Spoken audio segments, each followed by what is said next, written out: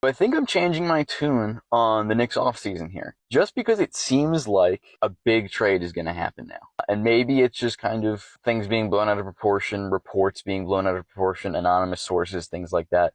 But I'm starting to think that some kind of big move is going to happen. It seems like the organization was less organized than we thought. It seems like there's a lot of cliques within it that Leon Rose is kind of managing, and then Dolan above him is also managing. I would not be totally surprised if we see some kind of big three-team trade for Giannis. Do I want that to happen? I don't know, because it just blows up the whole team after we hit the conference finals and fired our coach.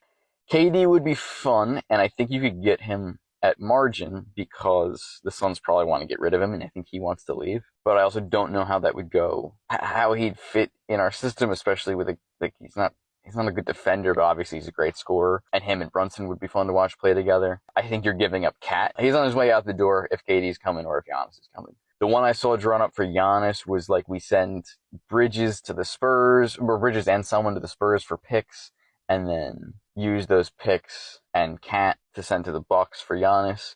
That's plausible, but I don't know about probable. But I do think previously I had thought that this was going to be a relatively quiet offseason for the Knicks, just adding a bench piece or two, signing Bridges to an extension. But now I think something big is going to happen. And I think it'll probably come after the head coach is picked. And again, there's some tie in there with the Jason Kidd and Giannis because they've worked together. He's coached him before. So yeah, I'm curious. I do think a big trade is coming though. I don't know if it's going to happen now or if it's going to happen in July, but something's coming, I think.